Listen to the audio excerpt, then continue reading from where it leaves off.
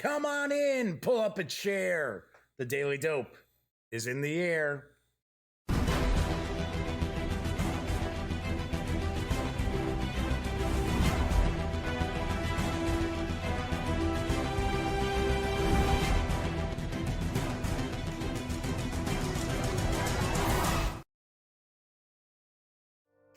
Howdy, howdy, howdy, gang. Yes, I'm Jeff McAleer back here once again as your host here at The Daily Dope, presented by thegaminggang.com. So, got to point out, it's kind of running around a little bit tonight. Hey, at least I've got a show tonight.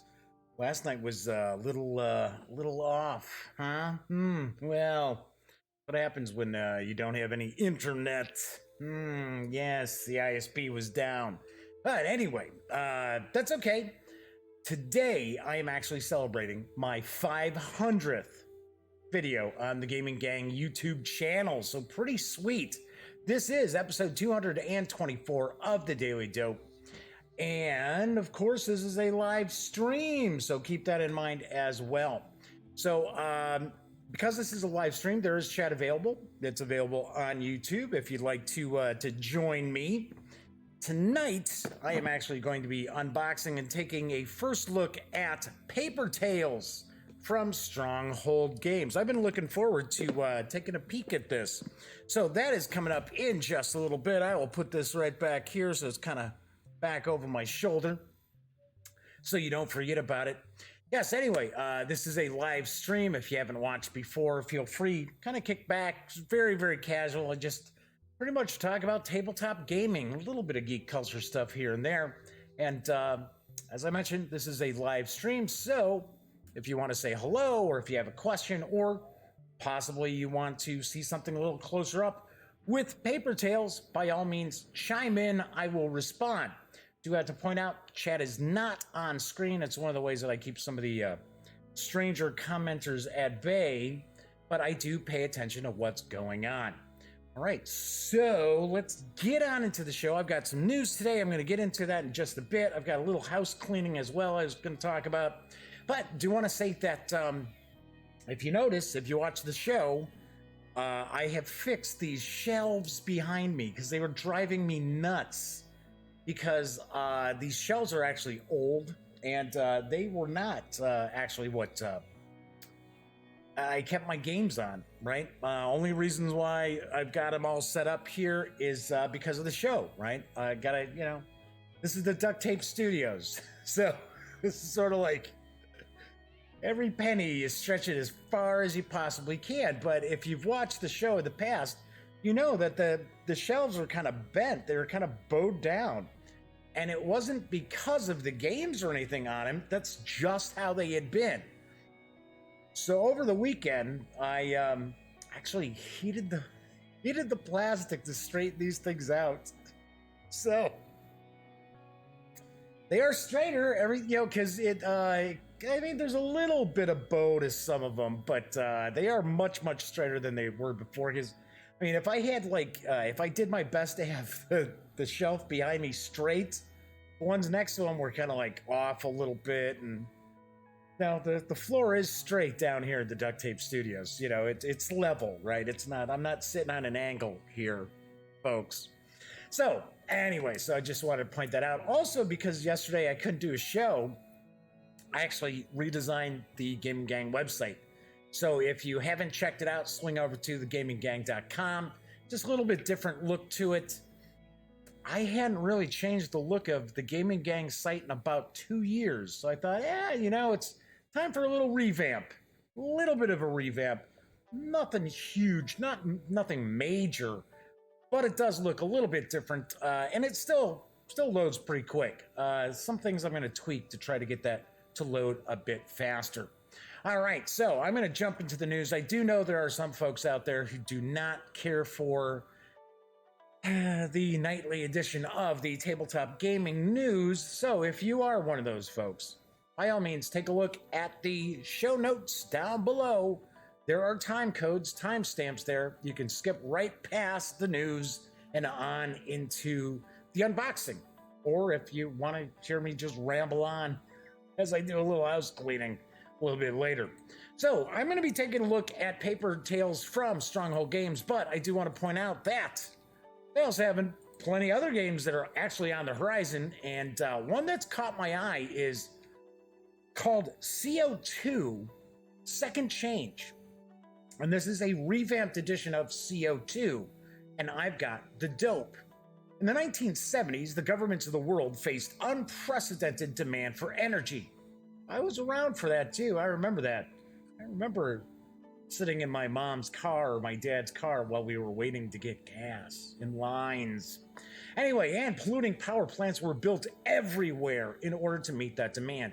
Year after year, the pollution they generate increases, and nobody has done anything to reduce it. Now the impact of this pollution has become too great, and humanity is starting to realize that we must meet our energy demands through clean sources of energy. Clean energy. Pure energy.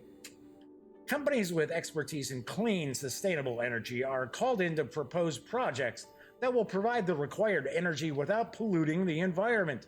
Regional governments are eager. Gosh, I need to get a sip here. It's, once again, super dry down here. Companies with expertise in clean, sustainable energy are called in to propose projects that will provide the required energy without polluting the environment. Regional governments are eager to fund these projects and invest in their implementation. If the pollution isn't stopped, it's game over for all of us. In the game CO2, each player is the CEO, so you're CEO in CO2, of an energy company responding to government requests for new green power plants. The goal is to stop the increase in pollution while meeting the rising demand for sustainable energy, and of course, profiting from doing so. You will need enough expertise, money, and resources to build these clean power plants. Energy summits will promote global awareness and allow companies to share a little of their expertise while learning still more from others. This new, totally redesigned edition of CO2 features a completely new iconography, an entirely new rulebook with loads of 3D pictures for easy comprehension of the rules, more balanced gameplay, a new events deck, improved and streamlined mechanics really, and upgraded wooden components for the power plants instead of the cardboard tokens in a game with a shorter play length. This version also features a cooperative mode of play as well as solo play based on goals. CO2 Second Chance is for 1 to 4 players ages 14 and up, plays in around 1 to 2 hours, and it will carry an MSRP of $89.95 when it arrives on February 20th. This looks interesting. I am not familiar with the original CO2, and yes, I know it's got a price tag nearing $100, but it looks like this is jam-packed with goodness, and it seems like this is probably a very meaty game. Very, very meaty game. Even though they are talking about that this new revised, expanded edition does have a shorter playing time. So, don't know. But it does look pretty interesting. Another game that looks pretty interesting is coming from Wyvern Gaming. And I gotta point out, they've got a good number of games that are coming in the first half of 2019. And those of you who dig culinary-themed games should keep an eye out for Short Order Hero. And I've got the dope. Short Order Hero with pies in his eyes. Cue up the foreigner, right? Oh, wait, no. That's Jukebox Hero. Sorry. Short Order Hero is a devious cutthroat challenge for friends wanting to flex their master culinary chops. The story behind the game is that you are one of 5 short order cooks working in a greasy diner. The owner of the diner tells the crew that at the end of the night, he can only keep 1 cook. Oh yeah, not good. You are working your rump roast off, serving up the best you can, but your competition is doing their best to sabotage you. Can you win out and secure the job? Win the game by competing. Jeez. What? My gosh, I have a few days off and I can't even read now? weird. Change up the lighting too. I some kind of glare in my eye a little bit, but hey, that's no excuse. Anyway, win the game by competing against other players to be the best short order cook. The short order hero wins the game by scoring the most recipe points at the end of the game. 5 recipes have been ordered. The tickets are available for each player/cook to make. Each cook is dealt 7 ingredient cards. Cooks in turn lay down all of the required ingredients, thus making recipe. It's gonna be one of those nights. I can see it. Gonna be one of those nights. Hey, it's a live show. What can I say? Cooks in turn lay down all the required ingredients, thus making the recipe. In addition, a cook can add spices, spice of life, and seasonings to their food to make it better, or add hairs and cockroaches to their opponents' made recipes to make their food worse. Ugh. Cooks can play as many cards from their hand as they wish, but their turn ends once they draw a card from the ingredients deck. Each recipe is worth different point values. The added ingredients can either increase or decrease the total point value. Cook with the highest total recipe value from all their made food is the short order hero. Short order hero is for 2 to 5 players, ages 9 and up, plays in around 20 to 30 minutes, and will arrive this April, carrying an MSRP of $24.95. Like the artwork, I like the art style. I wish I could have found some images of the actual game, kind of like components, kind of the layout that I could share. But as of this point, Wyvern Gaming has not actually posted like even a back of the box kind of thing. Do want to mention Wyvern Gaming has left Ninja Division, so they are kind of they've left Ninja Division. They've signed a new distribution deal with another company who, off the top of my head, I can't think of. It's one I'm not familiar with, actually. And I do have the Wyvern Gaming website on the slides passing by, but I do want to point out, as of today, website was down. So I know they're still in business. They haven't gone anywhere, but it is possible that maybe they've got a new website popping up or something like that. All right, moving right along. Renegade Game Studios has announced a new solitaire game. It looks pretty cool. It's called Proving Grounds, and I've got the dope. Maya Strongheart stands alone against the world. A cabal of conspirators has framed her for the death of her own mother, the Sun Queen, and these traitors intend to usurp the throne from her family. To prove her own innocence and reclaim her birthright, Maya must step into the Proving Grounds to complete a trial that will stretch her combat skills to the limit. Will the wizened, chosen daughter vanquish her foes in the arena, or will she be overwhelmed by the conspirators and their evil aspirations? In the first game in the solo hero series, Maya must battle 6 combatants at a time and defeat a total of 8 enemies to win. Thankfully, she has enlisted the help of a dragon to help turn the tide of battle to win. Doesn't look like a huge dragon, though. Game also includes a 32-page booklet written by Monica Valentinelli, providing backstory for the epic final battle in the game. Lastly, Proving Grounds contains 6 mix and match modules to add extra challenges and increased replayability. Proving Grounds is for solo players, ages 10 and up, plays around 30 to 45 minutes. Game is slated for a March release and will carry an MSRP of $35. Cool. This looks pretty sweet. Although, okay, I gotta toss this out there. I know there are guys out there who will not pick up this game, even though it looks really, really cool, because they're going to be playing a female character in it. I'm just saying. I know people. I'm kind of surprised that they didn't kind of work an angle where it was kind of presented asexually, so that you could either play as a male hero or a female hero.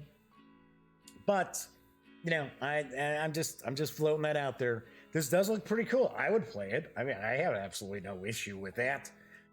But I'm just saying, I'm kind of surprised. I think some folks, some guys out there, guys is what I'm saying, guys, not men, guys, probably will not be a little concerned. So I am seeing I'm dropping frames here tonight. That is not cool. Wonder what's going on.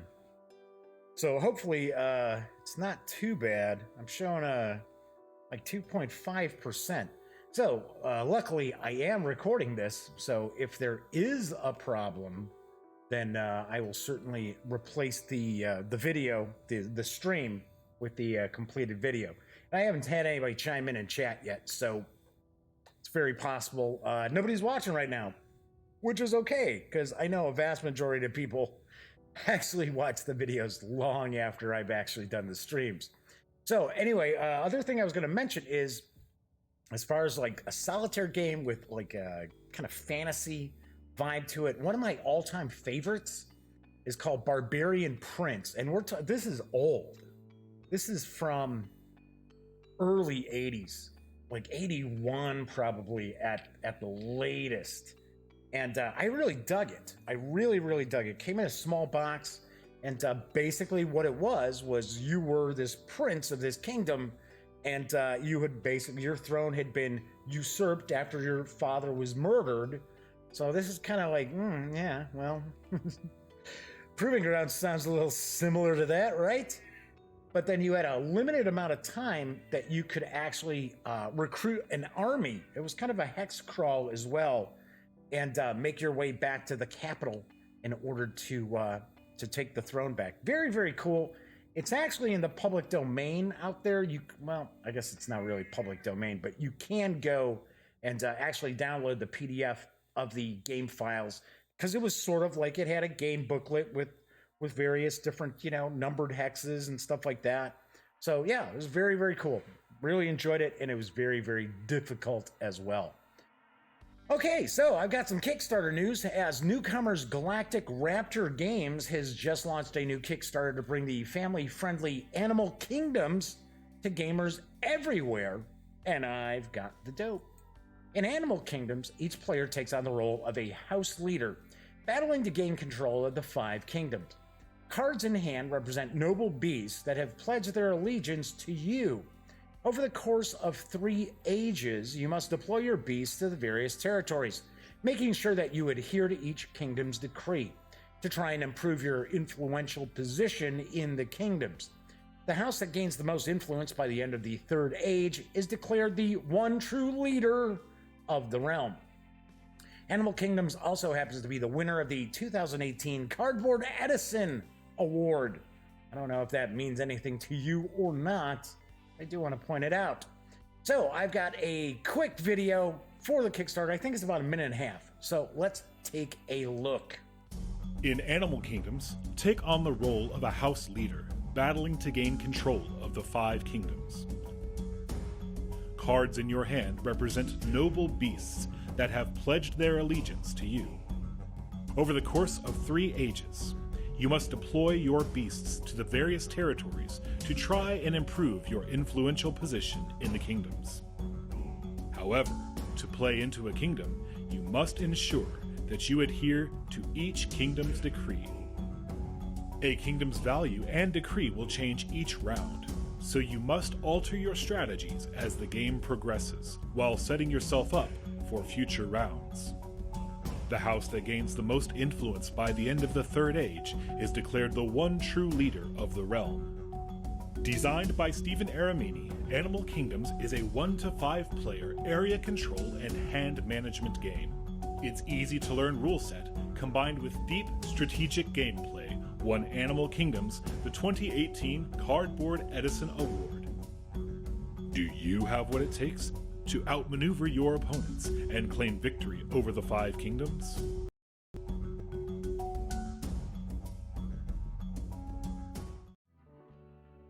Pretty sweet. I have to point out that I like the artwork. The artwork's pretty cool. Animal Kingdoms is for 1 to 5 players, ages 8 and up, and plays in around 45 minutes. You can secure a copy of the standard game for a $29 pledge, or grab the deluxe edition for a $45 pledge. I believe this just launched today, maybe yesterday, and it's almost funded. It's got a pretty small goal. I think the goal is something like $8,000, $9,000. It was very, very close already. Do want to point out that the Kickstarter for Animal Kingdoms does run through February 1st with an expected delivery date for this November. Gotta say, I am not familiar with Galactic Raptor Games. This is their first title that they're coming out with, and like I said, I like the artwork. For some strange reason, that artwork almost reminds me of the cover art as well as the interior art for Dance of the Fireflies from Backspinel Games, which I don't see it right here offhand. I know I got it someplace. But yeah, I like very, very cool artwork. So sweet. So if you're looking for what looks to be a pretty interesting family friendly game, by all means, check out the Kickstarter for Animal Kingdom. All right, and in my final news piece, gotta talk about some RPGs. You know how I love me my RPGs, and I love me my Pinky, who's down here in the Duct Tape Studios right now, kind of chiming in. Hello, sweetie. You will never see her on camera. She will never hop up on my lap, ever. Doesn't happen. Just does not happen. She's not a lap cat like that. I still like swing around by my feet. All right, relax, Pinky. All right, hopefully she just heads back upstairs. All right, so as I was saying, I love me my RPGs. And Conan, or I should say some people like to say Conan, Adventures in an Age Undreamed Of has a new source book out, and I've got the dope from Modiphius Entertainment about Conan the Brigand. And I wish I had more artwork, but I don't, because this is only available right now in a PDF. I'm lucky I've got the cover. Welcome to life outside the law, but not all men seek rest and peace. Some are born with the spirit of the storm in their blood, restless harbingers of violence and bloodshed, knowing no other path. Conan the Brigand is the complete guide to the nomadic brigands of the Hyborian Age, providing the game master and player characters with all the resources to run campaigns that embrace the path of the brigand, or who are affected by it. Here within these pages are all the resources needed to bring to life this outlaw world. New material to expand your Conan campaign with brigand-themed casts, stories, backgrounds, and equipment, allowing you to create your own unique brigands, nomads, and raiders. A gazetteer covering the kingdoms that Conan and his brigands raided. Here we go. Here comes some mispronunciations. Get ready. Guthuran, Turan, and the city-state of Zambula. I love Zambula. Nice big heaping bowl of hot Zambula. Descriptions of important dignitaries and renegades of the region, including, here we go, Lord of Quazarism, Kings Yezdigerd and Yildiz of Turan, Shah Amaroth, Queen Taramis, and her devilish twin sister Salome. Oh my gosh, I remember that story. I remember that Conan story. Constantius the Hawk, Baal Pitor, the Strangler of Yadapong, the notorious pirate Sigiris of Crotia, and the roguish Zeraporiscan rogue, Olgurg Vladislav. Wow, boy, that is just, those were a mouthful. Thanks, Robert E. Howard, thank you. Beasts and unnatural monsters are included as well. Vultures, iron statues, desert devils, gigantic Rook, and the devil in iron himself, Kusatral Kel. A guide to running brigand campaigns with all new rules for raiding and plunder, and brigand-themed carousing events to fill the time between raids. There's gods and magic of the nomadic tribes, including cults of Eric, Ishtar, Tarim, and Yazadi, and magic artifacts such as the legendary Tulwar of Amir Kurum. A write-up of Conan during the period he lived and breathed the brigand life, along with his most notorious followers. There are guidelines for running a desert nomad camp, recruiting brigands, surviving in the hostile environments of the Southeast, and descriptions of the rewards and dangers of raiding. It's also developed with leading Conan scholars, and this is the place for Hyborian Age desert adventure, just as Howard created it. Of course, the book does require the Robert E. Howard's Conan Adventures in an Age Undreamed of core book to use. The 120-page Conan the Brigand sourcebook is available in PDF right now at Drive-Thru RPG for $14.99.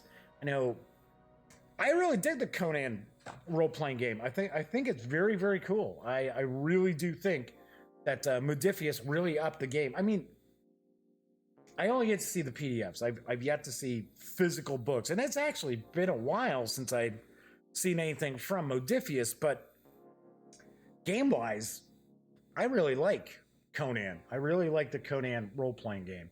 The 2D20 systems, it takes a little bit getting used to, but a little bit of time to wrap your head around. It's a little crunchier than probably what some people would expect. But pretty sweet, pretty nice.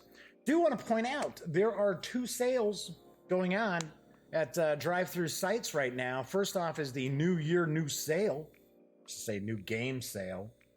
And tons, there's thousands and thousands of PDFs that are on sale. There are some really, really good PDF bundles that are on sale as well to introduce you into a new role-playing game.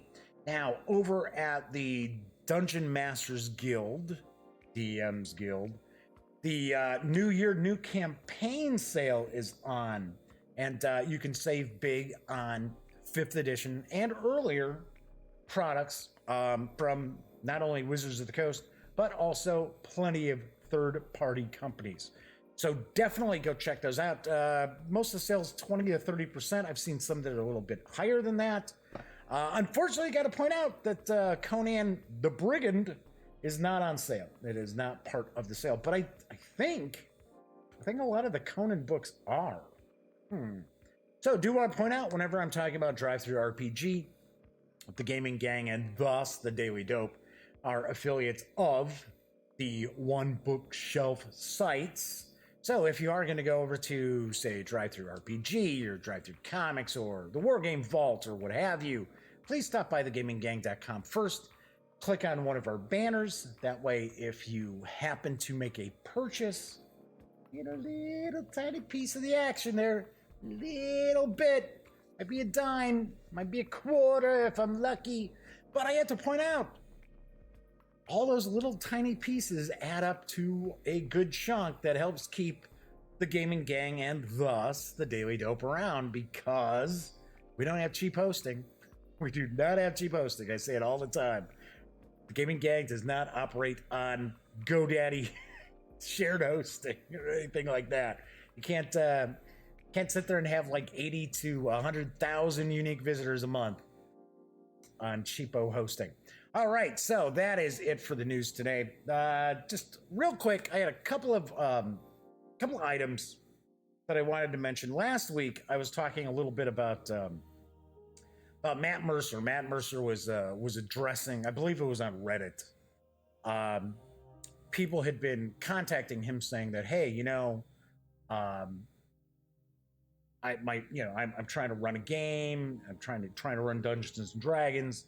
And I've got friends who, they sit down and they're expecting to be treated to their own version of Critical Role, and how disappointed a lot of these gamers are, and how some of these people are like, wow, I don't want to even be a dungeon master if this is going to be how things operate. So Matt Mercer had kind of addressed that, and I had mentioned it last week, and I got a couple of emails from couple of people, like, I was sticking up for Matt Mercer, and I'm like, first of all,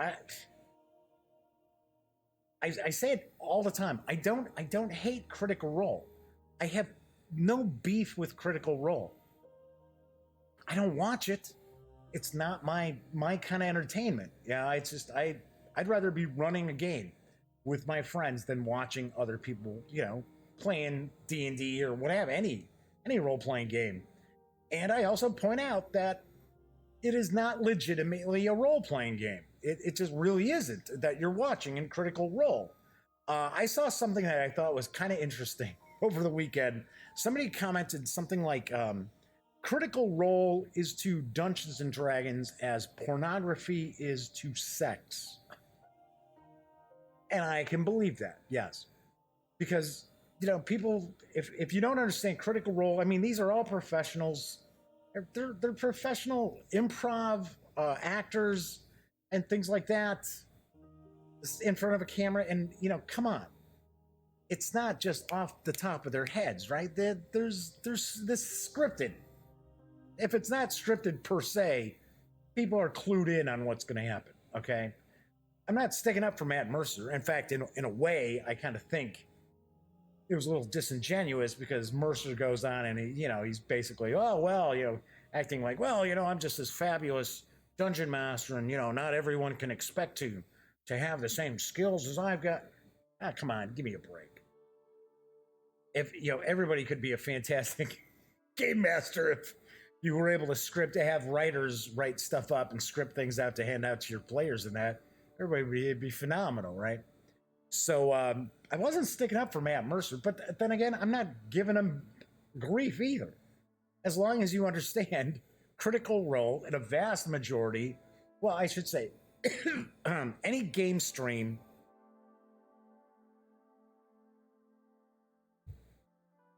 any gaming show that shows like, a live campaign and things like that, if there's money behind that,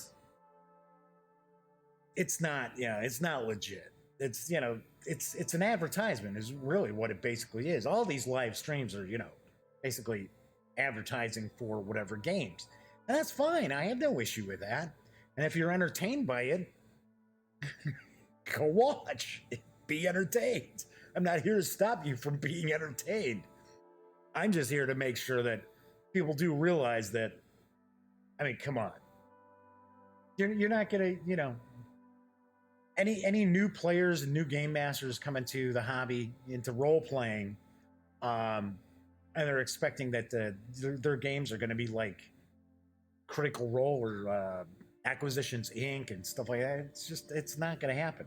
You're going to have a blast. Don't get me wrong. You're going to have a fantastic time. But, don't expect to sit down and be like, wow, this is just like Critical Role. It ain't going to happen there, Dooley. The other thing I want to point out, because I have talked about old school Renaissance role-playing games quite a bit, is hopefully people don't think because I'm into like the OSR kind of stuff that I'm into some of the stuff that some of the OSR people are into. No. I am not some crazy right-wing type of person. I'm all the way on the other side of the fence, folks. Don't talk politics or anything like that. Every once in a while, I might say something. But I know that there's kind of I don't think it's very legitimate, to be honest. But I mean, there's kind of a misconception maybe, or I mean, maybe, people have done stuff that I'm not aware of. But there's kind of this if you're like into the OSR vibe for your role-playing games and, you're anti-diversity and inclusion, and it's like, oh no, absolutely not. I just dig how in old school kind of role-playing games, how the story comes out. You don't necessarily need to have a big plotted adventure right in front of you. The story emerges from you and the players pretty easily. So I just want to point that out because because I've talked about old school Renaissance, and I did have somebody email me asking, or not really asking, they were saying they were kind of surprised that I was into OSR because they watched the show and they felt that I seemed to be a pretty liberal kind of guy. And I was like, well, yeah, I am. Why don't? And they were sort of saying, well, I've heard this and I've heard this, I've heard that. And I was like, maybe, I don't know. I mean, it's not as if I'm like involved in that aspect where I'm like writing stuff where I have to work with publishers and things like that. But most of the folks that I'm aware of who are into the old school kind of role playing games aren't aren't like walking around with swastika bands and things like that. So I don't know. I'm just saying, hey, it's not my style. That's not how I fly. All right, so gonna jump into the unboxing in just a sec. What's coming up the rest of this week and into next on the Daily Dope? Tomorrow it is War Game Wednesday, so I am going to be unboxing and taking a first look at the Dark Sands War in North Africa, 1940 to 42, from my friends over at GMT Games. This looks fairly traditional hex encounter. Not a ton of heft to it, but I will be unboxing this to take a look at on tomorrow's show. Thursday's show. Thursdays means RPGs, right? I was just talking about role-playing games. So I'm a huge fan. Go way back. 40 plus years. Yeah. But hey, love me my role-playing games. I'm going to be reviewing the 4th edition of Warhammer Fantasy Roleplay from my pals across the pond at Cubicle 7 Entertainment. No, this is one of the this was one of the most highly anticipated role-playing games of 2018, and unfortunately the physical books did not arrive in time for Gen Con, but I recently got my copy and pretty impressed.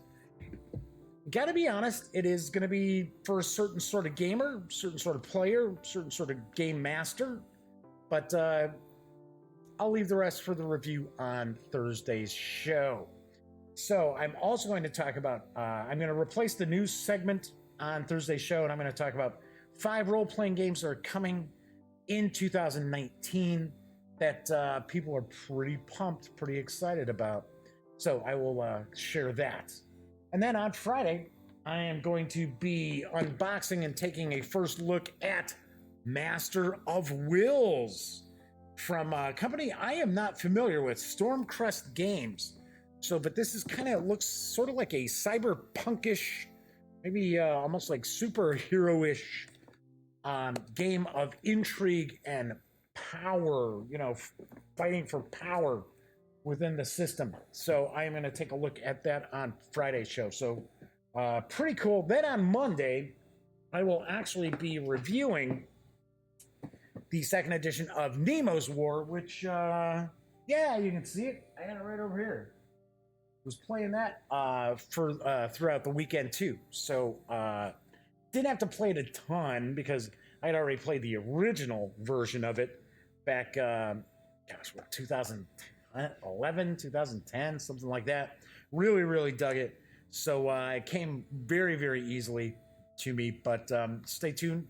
Monday, I will be bringing that review to you.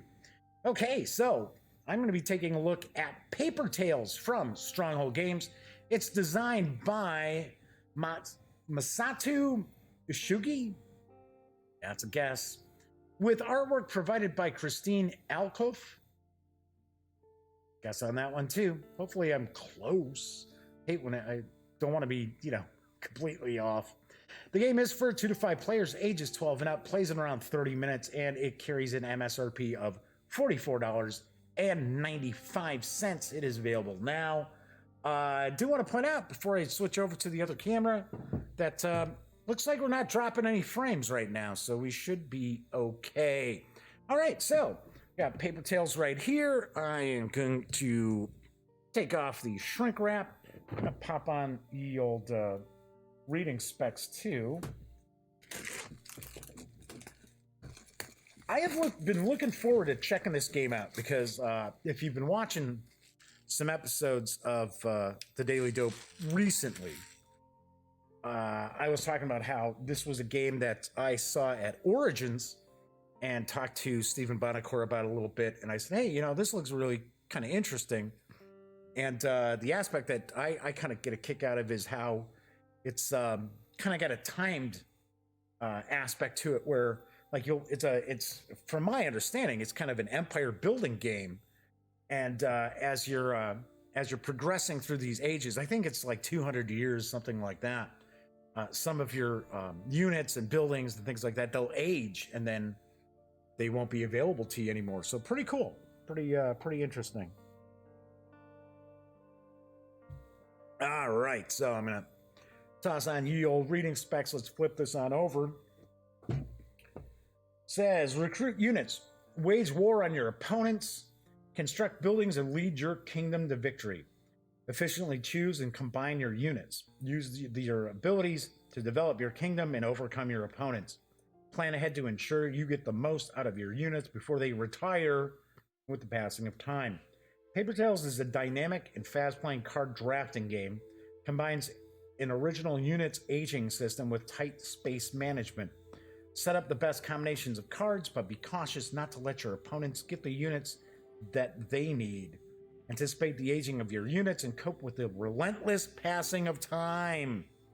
Relentless. So I see this was through Ketchup Games, Black Rock Export.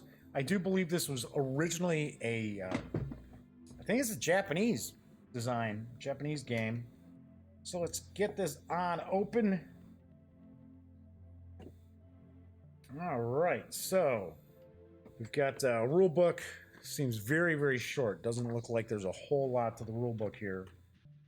There once was a time full of relentless, heroic wars and fantastic creatures. Alrighty, yes. So showing the components, talking about resources. We've got the anatomy of a unit card. I get some of that glare out here. So we've got the unit name, how many copies are in the game, cost to deploy it, the strength, any ability it has, an activation phase, and resources produced. Talking about setting up the game, your kingdom. A player's kingdom is composed of the units and buildings they have in play in front of them. Each player has 4 spaces available for putting their units in play. 2 in the front and 2 in the back. Buildings that are constructed during the game are placed close to the units. Remaining buildings are kept aside and can be consulted at any time. Okay. Showing us building card, the anatomy of it. So talking about the name, the level, legend points earned at the end of the game, level 1 construction cost, level 2 construction cost, and whatever abilities it has. So the object of the game, players develop their kingdom by deploying units and constructing buildings. They earn legend points through wars, constructions, and card abilities. The player with the most legend points after 4 game turns is the winner. Oh, wow. Okay, so 4 turns.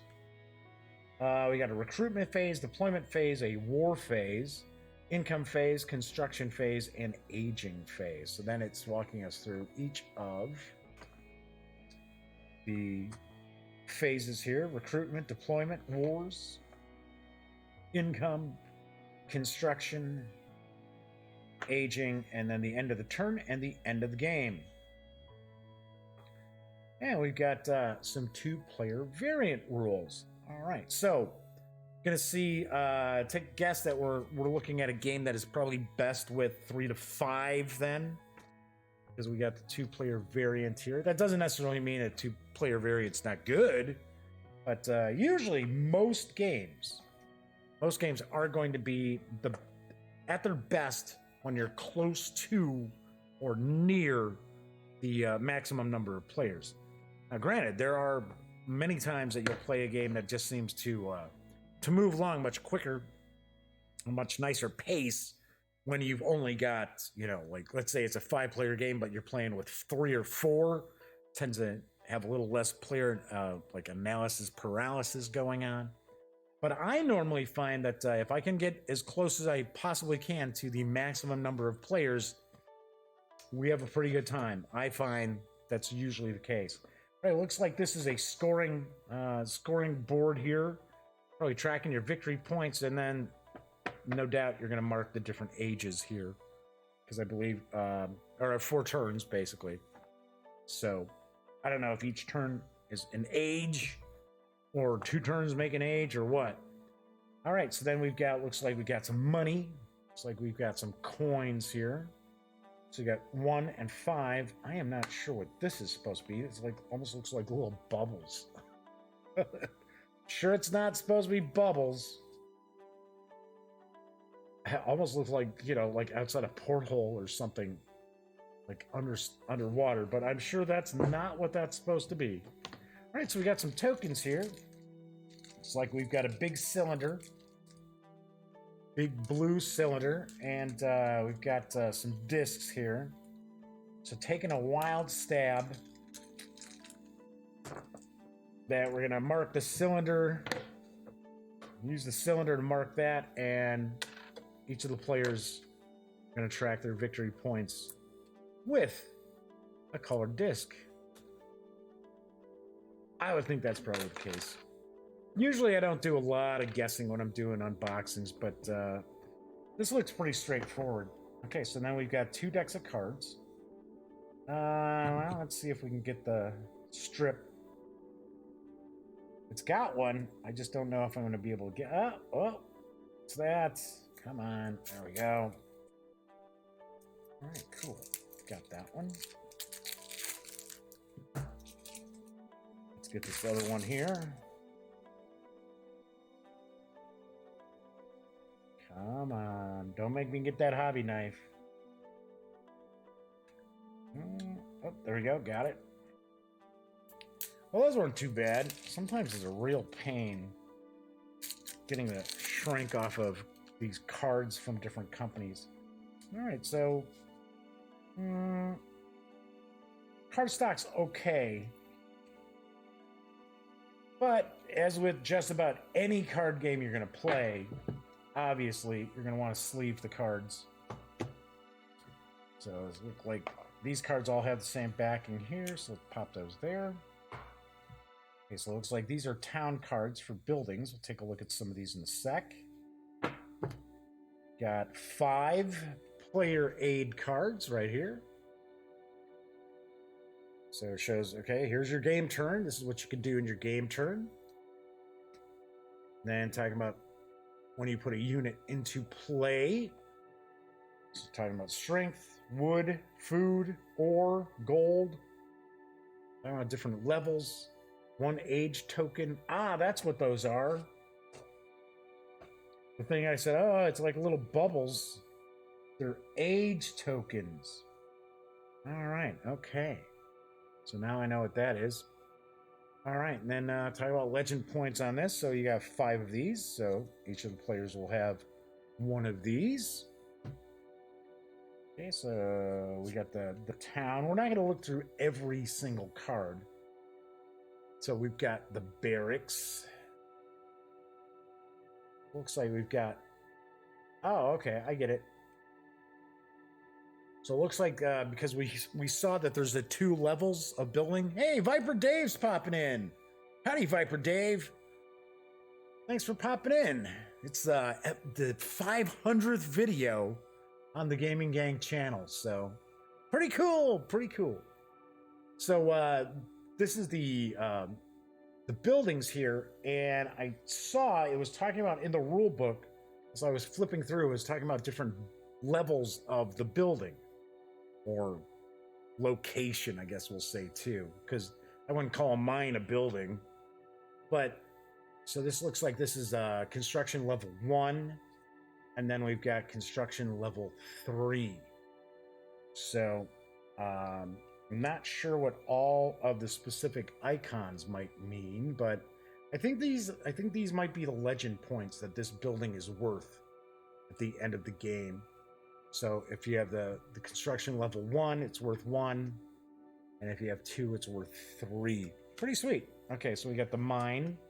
So we've got 3, 4, 5 mines. So basically, each of the players are going to have a chance at getting a mine, or at least there's enough mines for each player. I believe this is a kind of a simultaneous drafting game as well. So we got temple, 5 temples. So each player will have an opportunity, or at least there's enough temples for each player. We got tavern, 5 of these. Okay. All right. I'm surprised. Are we going to basically see 5 of each of these? Got a town. Got the town here. Yeah, 5 of those. And then barracks. 5 of those. I'm a little surprised. I thought there'd be a lot more variation in the buildings that you can build. I mean, it's basically everybody kind of has a shot at all of those, unless we've got some buildings in here, but I don't think so. All right, so now we've got some monsters. So this artwork almost has kind of a like a paper craft sort of look to it. If you take a peek there. So we got Manticore, Militiaman, who looks like a woman. I mean, just saying, believe that's a woman as the Militiaman. Got a couple of those, 3 of those. We got a miner, 4 miners. Well, no, 3 miners. Get the miners here. I think this is the strength. I think that's your strength there. A necromancer, peddler. Got 3 of those. Some rogues. Got a couple of rogues. Yeah, I like the artwork. The artwork's kind of cool. Kind of a simple, kind of homey feel to it, I guess. Kind of odd way to say that, but it does. Kind of has a not gonna I'm gonna blow your socks off, but I dig it. I like that artwork. Okay, we got the Time Master. Yeah, gotta love that Time Master. I guess they help get rid of some of the aging tokens, or maybe you get to add aging tokens to other people's. So we got some tree folk, a veteran. Got 3 of those.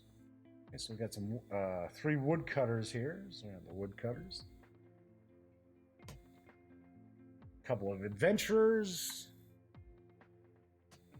A couple of cave spirits. So we got some monsters in here too. I think you utilize some of these monster cards in the 2-player variant. It almost looked like. I'm not sure if. Well, let's see. Take a look real quick. Yeah, see, because we've got the units here like Golem, Grand Architect, Shapeshifter, Ogre. I'm not sure if there's changes to these when playing a 2-player game. That's a possibility. Okay, so we got Salamander, Master Alchemist, Wood Merchant. I sell wood. How much wood could a woodchuck chuck? If a woodchuck could chuck wood. Grand Architect, Mystical Healer. I'm not sure if that's like the cost to like recruit them, or if maybe that's like gold that you earn for having them. I'm not sure. I bet you maybe that's it. Don't know. So we got an ogre here, shapeshifter. So at least some of these monsters in that we have just looks like single copies of those. Giant snake, a demon, strategist, a colossus. Wow, that's pretty wild. It's like a house on top of a relic. A couple of archers.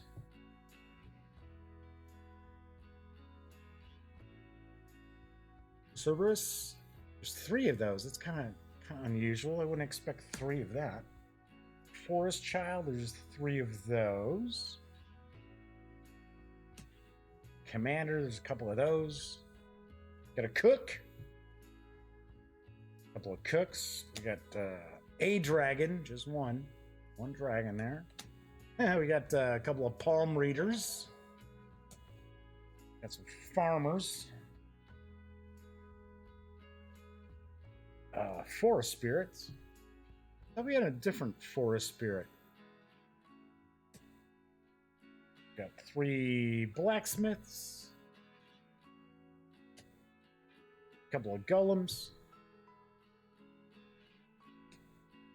A couple of hunters. Got 3 knights. So.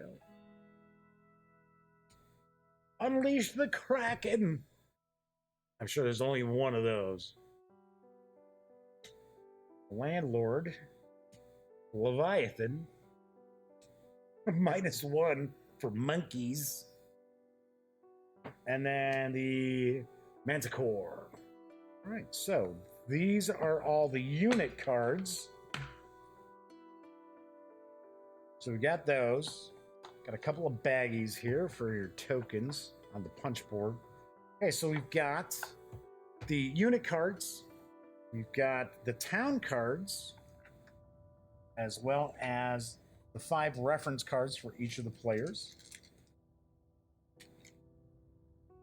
We've got the discs.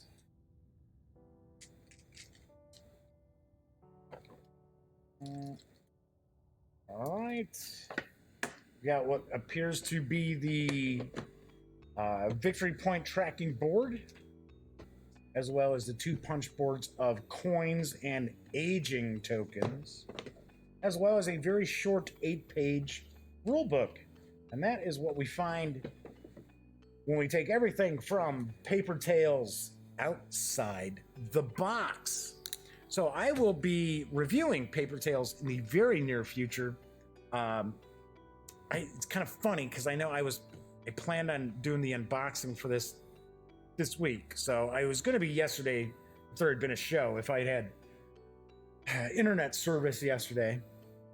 But I was kind of like, over the weekend, I was like, oh yeah, I wish I could crack this open and maybe run it over by my brother's house and play it with Cameron and his friends. And I was like, no, I gotta wait. I said that I would be doing the unboxing this week, and I'm like, yeah, I would have liked to have maybe messed around with it. All right, so that is it for today's show. As I mentioned, on tomorrow's show, it's Wargame Wednesday, so I will be taking a first look at unboxing the Dark Sands War in North Africa 1940 to 42 from GMT Games. So that's going to be on tomorrow's show. So as I always like to say, when you're not watching videos on the Gaming Gang channel, now that there are 500 of them, be sure to go visit thegaminggang.com for all the latest in gaming news, reviews, comics, movies, TV. By now you know the drill. Get your geek on at thegaminggang.com, which is now revamped. I changed the look of it up yesterday, so a little bit different. All right, so as I mentioned, I will be back tomorrow. So in the meantime, enjoy the rest of your Tuesday night. And as always, thank you very much for joining me. Viper Dave, have a great night. And everyone else, enjoy yourselves as well. And thank you very much for watching.